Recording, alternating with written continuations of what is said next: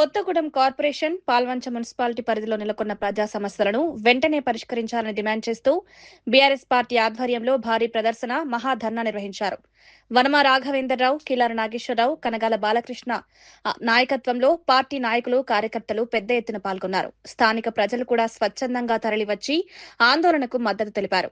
అనంతరం మున్సిపల్ కార్యాలయాలను ముట్టడిస్తూ నిరసన చేపట్టారు. పట్టణాల్లో తాగునీటి సమస్యలు, రోడ్ల దుస్థితి, డ్రైనేజ్ వ్యవస్థ లోపాలు, పారిశుద్ధ్య సమస్యలు ప్రజలను తీవ్ర ఇబ్బందులకు గురిచేస్తున్నాయని నాయకులు చెప్పారు.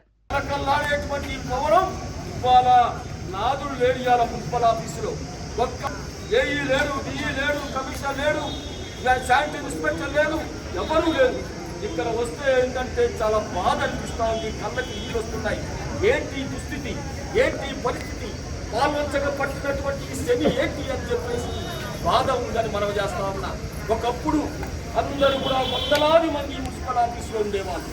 ఈ రోజున కాంట్రాక్ట్ చేసినటువంటి కాంట్రాక్టు సోదరులకి అక్కడ రాష్ట్రంలో బిల్లులు లేక కొన్ని కోట్ల రూపాయలు పేరుకపోతే మన పాల్వంచ కొత్తగూడెం ప్రాంతంలో ఉన్నటువంటి చిన్న కాంట్రాక్టులకి బిల్లు లేక ఎగాల ఇబ్బంది పడుతున్నటువంటి పరిస్థితి లబోదిబ్బోలు చూస్తూ ఉంటే బాధ అనిపిస్తుంది మనం చేస్తా ఉన్నా.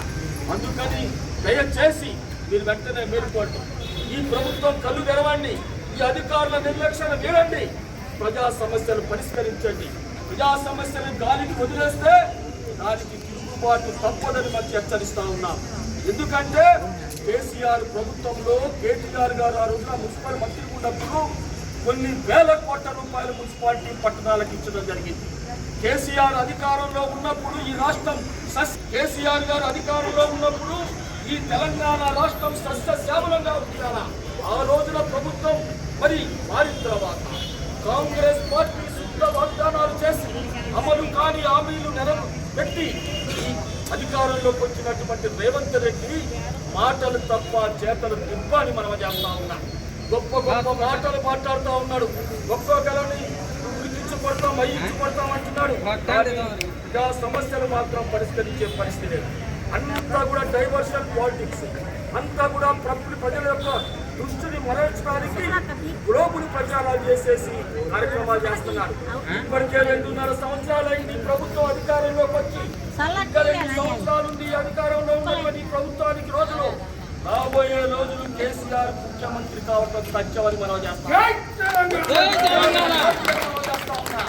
ఎక్కడ చూసినా, ఏ మారుమూల ప్రాంతం చూసినా, ఏ గడ్డీలో చూసినా, ఏ రోడ్డును అడిగినా, ఏ కరెంటు స్తంభాలు అడిగినా కేసీఆర్ ముఖ్యమంత్రి కావాలి, రేవంత్ రెడ్డి పోవాలి, టీఆర్ఎస్ పార్టీ రావాలి అని చెప్పేసి వాళ్ళందరూ కూడా ప్రజలందరూ కోరుతామని మనం చేస్తూ ఈ రోజున కిలార నాగేశ్వరరావు గారు నాయకత్వంలో చేపట్టినటువంటి ఈ కార్యక్రమం ప్రజా వైఫల్యం, అధికారుల నిర్లక్ష్య కార్యక్రమం విధాభివృద్ధికి రోజు రోజుకి దీన్ని మీరు విస్తరించి ప్రజల మెడలు వంచి, ప్రభుత్వాన్ని మెడలు వంచి, అధికారులను మెడలు వంచి మనం కార్యక్రమం చేస్తామని హెచ్చరిస్తా ఉన్నాం. ఈ రోజు మున్సిపాలిటీకి వచ్చినాం. ఎవ్వరు లేరు ఇవాళ మున్సిపాలిటీలో, ఒక్క నాదులు లేడు. ఇవాళ చాలా బాధ అనిపిస్తుంది. ప్రజలు ఎవరికి చెప్పుకోవాలి, తమ గోడుని ఎవరికి చెప్పుకోవాలి? నాదులు లేడు. గతంలో మున్సిపాలిటీలో ఉంటే, ఇక్కడ మున్సిపాలిటీ ఉంటే అందరూ కూడా వచ్చిన చెప్పుకుంటే వెంటనే పరిష్కారమైనటువంటి పరిస్థితి ఉండేది.